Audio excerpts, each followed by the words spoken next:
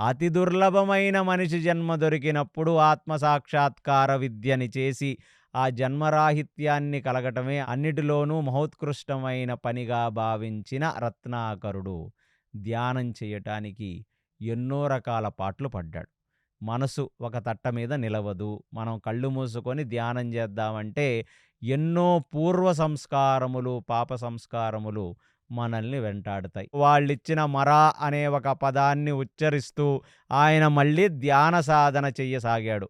అలా మరా, మరా, మరా, మరా, మరా, మరా, మరా, మరా అనుకుంటూ అంతర్ముఖంగా లోపలికి వెళ్ళిపోయిన రత్నాకరుడికి ఆయనకే తెలియకుండా నిర్వికల్ప స్థితిలోకి జారుకున్నాడు రత్నాకరుడు. ఈ నిర్వికల్ప స్థితి అంటే ఏమిటంటే, ఇక లోపలికి ప్రయాణిస్తూ ఉన్న వ్యక్తికి తన లోపలికి వెళుతున్న వ్యక్తికి ఇక బయట లేయర్స్ ఒక్కొక్కటి మర్చిపోవటం మొదలుపెడతాడు. జ్ఞానేంద్రియములను, కర్మేంద్రియముల నుంచి లోపలికి వెళ్ళిపోయి, ఆ మర అనే ఒక పదాన్ని వాడి లోపలికి వెళ్ళటానికి ప్రయత్నించి నిర్వికల్ప స్థితి. ఇక శరీరముతో సంబంధం లేకుండా, ఆ శరీరము తనను బాధించకుండా శారీరక అవసరాలు కూడా తనకు తెలియలేని ఒక స్థితిలోకి వెళ్ళిపోయాడు.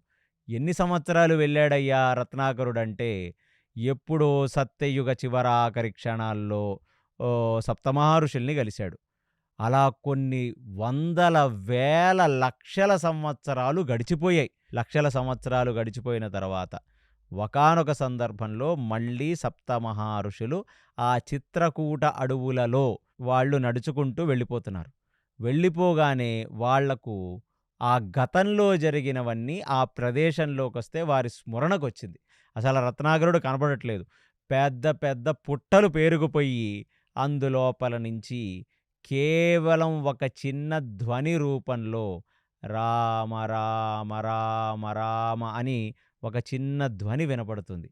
ఆ శబ్దము విని ఒక్కసారిగా ఆనందపడ్డ సప్తమహర్షులు వారి వారి కమండలంలో ఉన్న జలములతో ఆ పుట్టలకు అభిషేకం చెయ్యసాగారు. పుట్ట మట్టి నీటి బరువుతో కిందకు కృంగి ఒక గొప్ప తేజస్సుతో ఉన్న వ్యక్తి లోపల కనపడ్డాడు వీళ్ళకి. వారి జనముల స్పర్శ వల్ల ఆయన మళ్ళీ కొంచెం బహిర్ముఖంగా వచ్చాడు.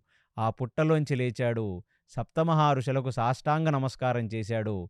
చెయ్యగానే అక్కడ అత్రి ఆయన్ని మొట్టమొదటిసారిగా వాల్మీకి అని పిలిచారు.